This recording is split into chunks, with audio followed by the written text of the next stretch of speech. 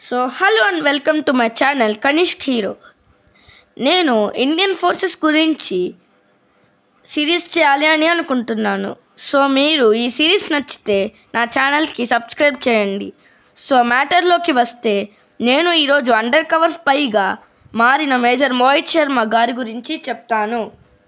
ఈ కథ ఇఫ్తికార్ భట్గా పేరు మార్చుకొని హిజ్బుల్ ముజాహిద్దీన్ టెర్రరిస్ట్ గ్రూప్లో ఒక సభ్యుడిగా చేరి ఎన్నో కీలకమైన ఇన్ఫర్మేషన్ని ఇండియన్ ఆర్మీకు అందించి పారాఎస్ఎఫ్ కమాండో నుంచి అండర్ కవర్ స్పైగా మారి శత్రు సామ్రాజ్యంలో దూరి మరీ ఆపరేషన్స్ చేశారు మేజర్ మోహిత్ శర్మ.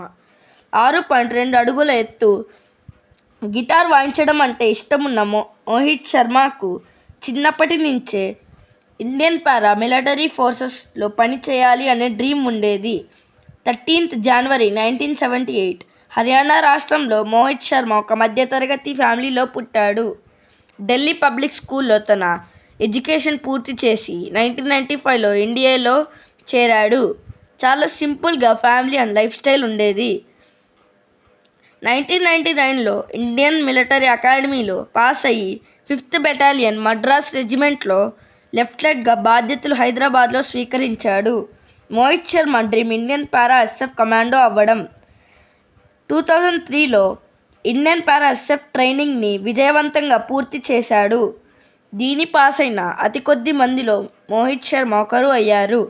2004 మార్చ్లో మోహిత్ శర్మ సాహసాన్ని గుర్తించిన ఇండియన్ ఆర్మీ ఇతనిని జమ్మూ అండ్ కాశ్మీర్లో ఒక అండర్ కవర్ ఆపరేషన్ కోసం పంపింది.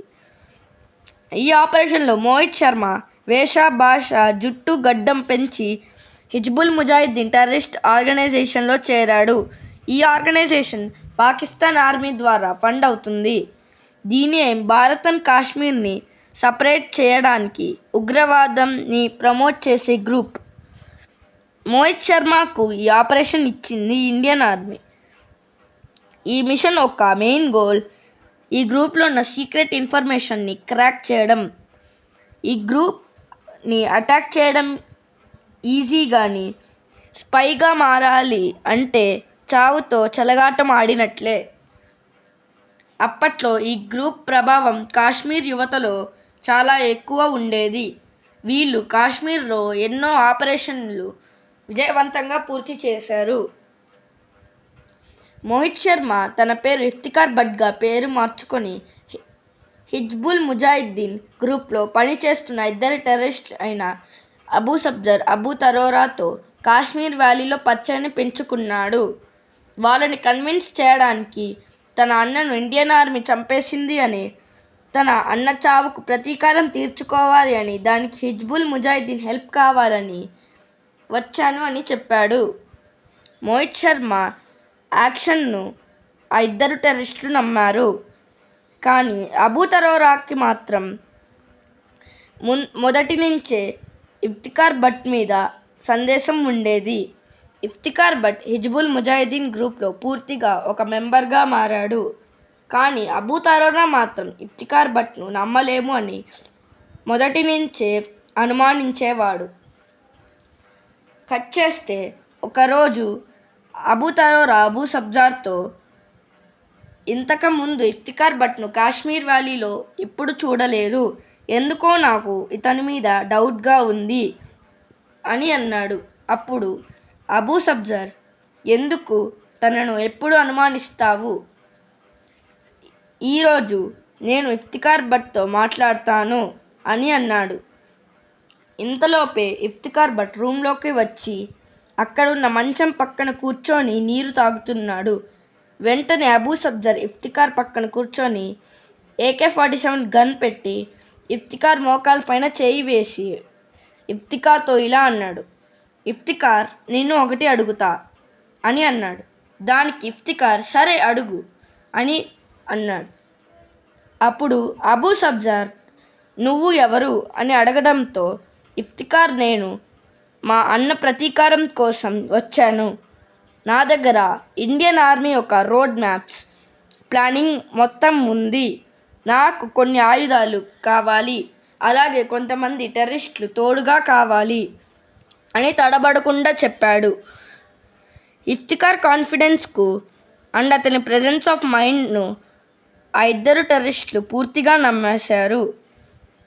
పాకిస్తాన్ అటాక్ చేయడానికి సిద్ధంగా ఉంది. పక్కన రోజు ఇఫ్తికార్కు వెపన్స్ అలాగే 3 టెర్రరిస్టులను అరేంజ్ చేశారు. ఇండియన్ ఆర్మీ యూనిట్ పైన అటాక్ చేసే రోజు కూడా వచ్చేసింది. తిరిగి ఇంకోసారి ఇఫ్తికార్ పైన హిజ్బుల్ ముజాహిద్దీన్ టెర్రరిస్ట్లో ఒక ఆర్గ్యుమెంట్ జరిగింది. దీంట్లో ఇఫ్తికార్ భట్ తన దగ్గర ఉన్న గన్ను మెయిన్ టెర్రరిస్టులు అయిన అబూ తరోరాపై ఒక్కసారిగా నొక్కి పెట్టాడు. ఇద్దరు ఒక్కసారిగా షాక్ అయ్యారు. ఇఫ్తికార్ వాళ్ళతో ఇలా అన్నాడు, నా పేరు ఇఫ్తికార్ భట్ కాదు, నా పేరు Mohit Sharma, captain of Indian para SF commandos అని అన్నాడు. మిమ్మల్ని ఎలిమినేట్ చేయడానికే వచ్చా, గుడ్ నైట్ అని ఇద్దరిని చంపేసి సక్సెస్ఫుల్గా భారత్కు తిరిగి వచ్చాడు. మోహిత్ శర్మ ఈ మిషన్ను కంప్లీట్ చేసినందుకు ఇతనికి మేజర్గా ప్రమోషన్ వచ్చింది. 2005లో మోహిత్ శర్మకు సేనా మెడల్తో సత్కరించారు. కట్ చేస్తే మోహిత్ శర్మను ఇంకొంతమందికి పారాఎస్ఎఫ్ కమాండోస్కు ట్రైనింగ్ ఇవ్వడానికి పంపారు. 2009లో కాశ్మీర్లోని కుప్వారా డిస్టిక్లో టెర్రరిస్ట్ మూవ్మెంట్స్ ఎక్కువ అయ్యాయి అని ఇన్ఫర్మేషన్ రావడంతో మేజర్ మోహిత్ శర్మను కాశ్మీర్లో మళ్ళీ పోస్ట్ చేశారు. అప్పుడే కొత్తగా పెళ్లి చేసుకున్న మోహిత్ శర్మ తన ఫ్యామిలీని వదిలి కాశ్మీర్లో ఆపరేషన్ కుప్వారా కోసం చేరుకున్నాడు.